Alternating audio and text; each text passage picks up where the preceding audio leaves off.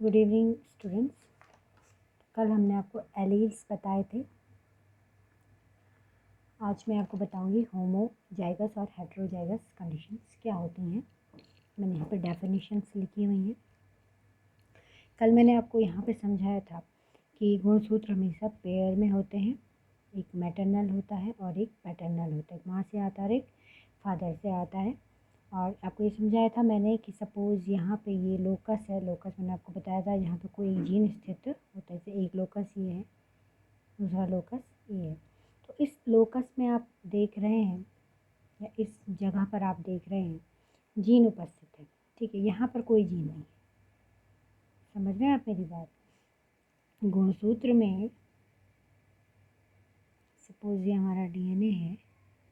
DNA की लंबाई बहुत ज़्यादा होती है। ये समझाने के लिए बता रही हूँ आपको।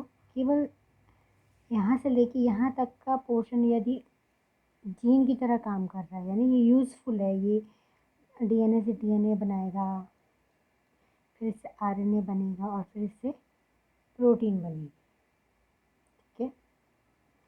और सपोज़ ये वाला पार्ट जो है ये नेसेसरी नहीं है, ज़रूरी नहीं है, ये अनावश्यक है, तो इसको हम जीन नहीं कहेंगे। डीएनए का लगभग बहुत सारा भाग जो होता है वो काम का नहीं होता है, इसीलिए जीन एक पर्टिकुलर लोकस पर होता है। पूरा का पूरा डीएनए हम जीन नहीं कहेंगे। एक डीएनए में बहुत सारे जीन हो सकते हैं। एक डीएनए में एक डीएनए मतलब एक गुणसूत्र में। ठीक है, एक गुणसूत्र में जितना डीएनए कॉइल है, ध्यान से सुनिए मेरी बात, एक गुणसूत्र में डीएनए है। ठीक है, उस डीएनए में एक जीन भी हो सकता है, दो भी हो सकते हैं, तीन भी हो सकते हैं और चार भी हो सकते हैं, उससे ज़्यादा भी हो सकते हैं। और एक जीन का मतलब वो एक प्रोटीन बनाएगा। ये बताया ना मैंने। जीन डीएनए का भाग, इससे डीएनए बनेगा, इससे आरएनए से प्रोटीन। एक जीन एक प्रोटीन बनाएगा और प्रोटीन से ही हमारे प्रोटीन आप जानते हो एंजाइम्स होते हैं, हार्मोन्स होते हैं, और ये ही हमारे शरीर की संरचना को डिसाइड करते हैं, या ये ही किसी भी जीव पौधे की संरचना को डिसाइड करते हैं। तो मेरी बात ध्यान से सुनिए, इम्पॉर्टेंट है। एक गुणसूत्र में जितना डीएनए होता है उसमें एक से लेके अधिक संख्या में भी एक भी हो सकता है और अधिक भी जीन हो सकते हैं। ठीक है, जैसे मैंने आपको यहाँ पर ये एक क्रोमोसोम बताया है। ठीक है, तो क्रोमोसोम ऐसा नहीं दिखता, आप जानते हो क्रोमोसोम में डीएनए कॉइल होता है, लेकिन एक संकेत में बताया है। तो इसमें जैसे मैंने आपको केवल दो जीन बताए हैं। दो जीन मतलब ये दो प्रोटीन बनाएगा। एक प्रोटीन इससे बनेगी, एक प्रोटीन इससे बनेगी।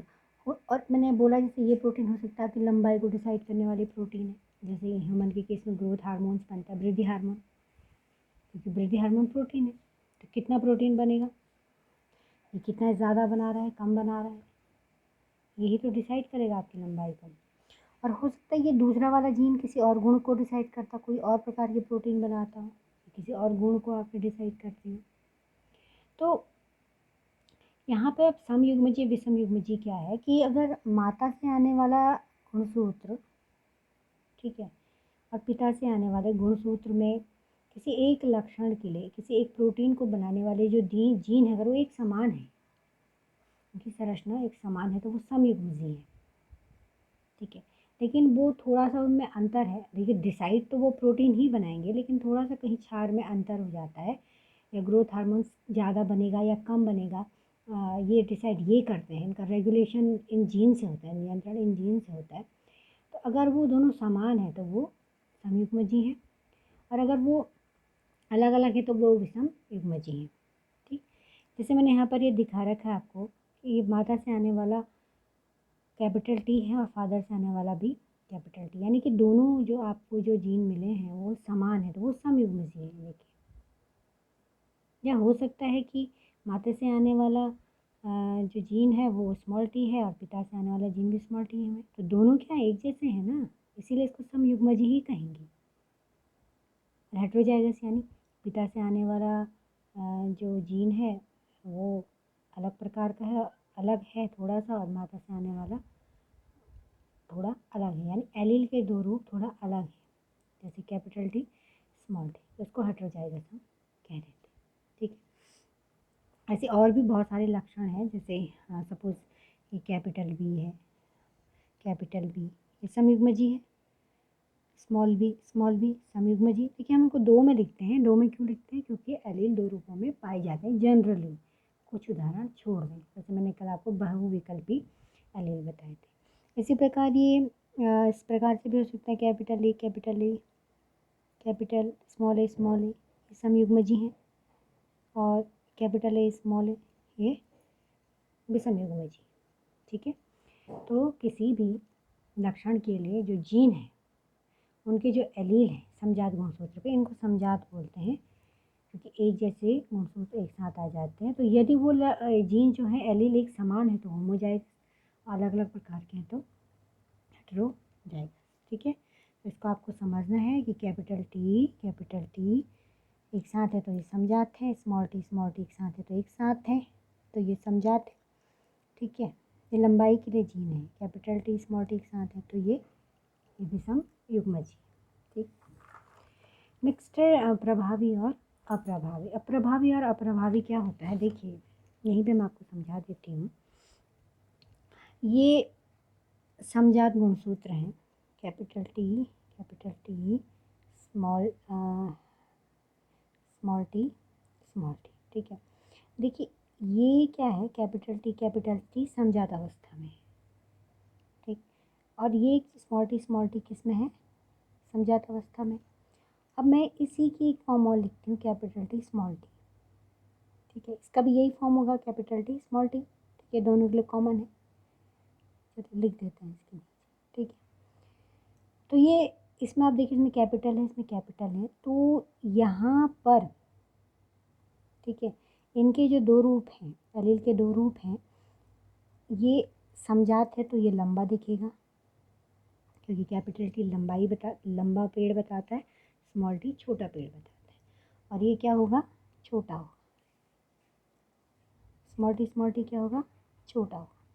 अब ये कैपिटल टी स्मॉल टी क्या होगा, देखिए विषमजात है, हेटेरोजाइगस है ना।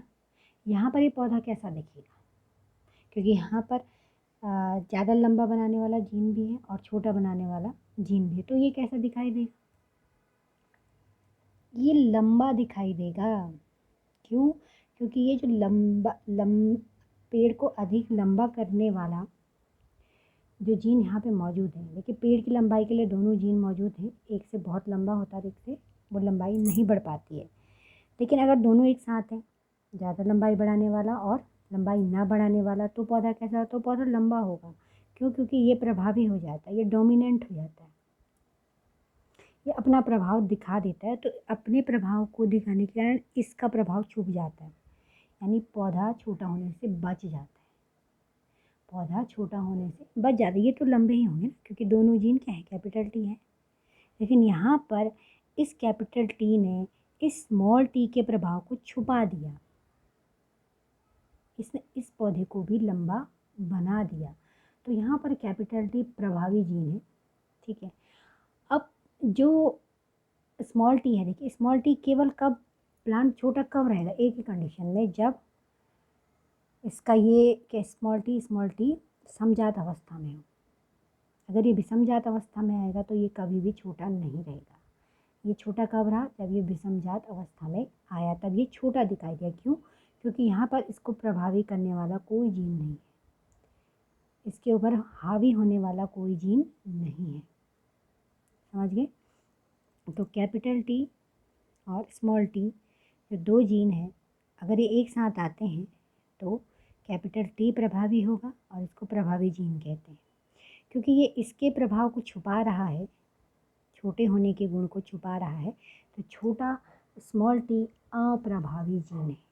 क्या है, अप्रभावी जीन। और अप्रभावी जीन केवल किस कंडीशन में हमें दिखाई देगा, जब वो समजात अवस्था में हो, जब वो इस अवस्था में हो, इस समजात अवस्था, समयुग्मजी अवस्था या समजात अवस्था, जो आप कह रहे। तो मैंने परिभाषा लिखी है प्रभावी जीन की, एलील में उपस्थित जीन के दो विकल्पी रूपों में से कोई एक रूप समयुग्मजी और विषमयुग्मजी दोनों अवस्थाओं में होने पर खुद को प्रदर्शित करता है, यह प्रभावी जीन कहलाता है। जैसे पौधे की ऊंचाई के जीन के दो रूप हैं, capital T small T. Capital T लंबा होता है और छोटी स्मॉल टी छोटा दिखाता है। तो जब ये टी और टी रूप में है विषमजात में तब भी पौधा लंबा है, जब ये टी और टी रूप में है तब भी पौधा लंबा है।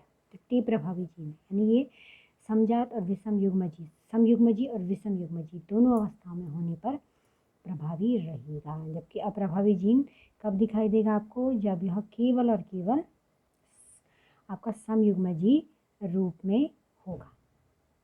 ठीक है, विषम युग्मजी रूप में ये अपने प्रभाव नहीं दिखा पाएगा, तो इसे अप्रभावी जीन कहते हैं।